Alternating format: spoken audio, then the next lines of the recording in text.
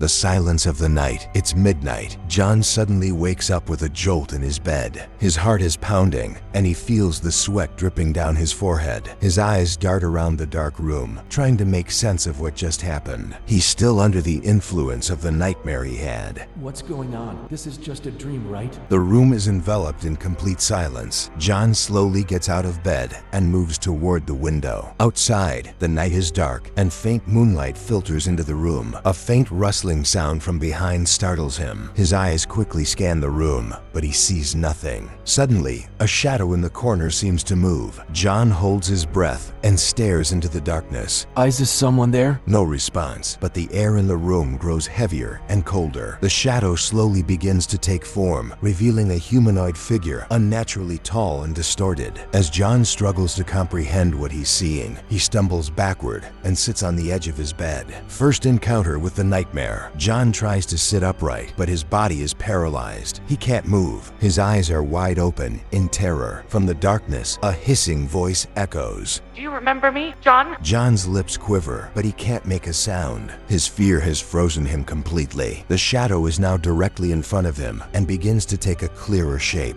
Black, hollow eye sockets, and a face devoid of expression. Who are you? I am your nightmare. You created me. Confronting the past, suddenly, the room shifts. John finds himself in his childhood home. The sound of a child's voice echoes through the house. It's young John. The entity silently follows the child while adult John tries to stop it, thrashing helplessly but still unable to move. Do you remember that night? The night you called for me for the first time? Through a flashback, young John is seen lying awake in his bed, too scared to sleep. The entity, known as the Nightmare, was born from John's fears and loneliness. The silent screams of young John echo in the present John's mind. Please leave me alone. The entity's power grows. John is back in his current bedroom, but it is now completely transformed. The walls are darkened, and a strange black liquid oozes from the cracks.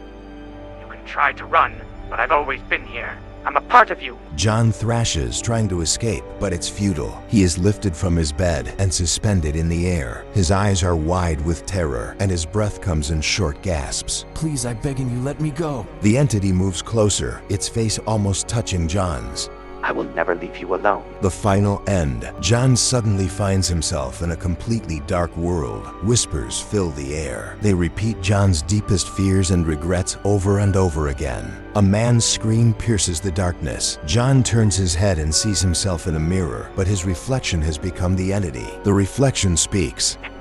This is your end, John.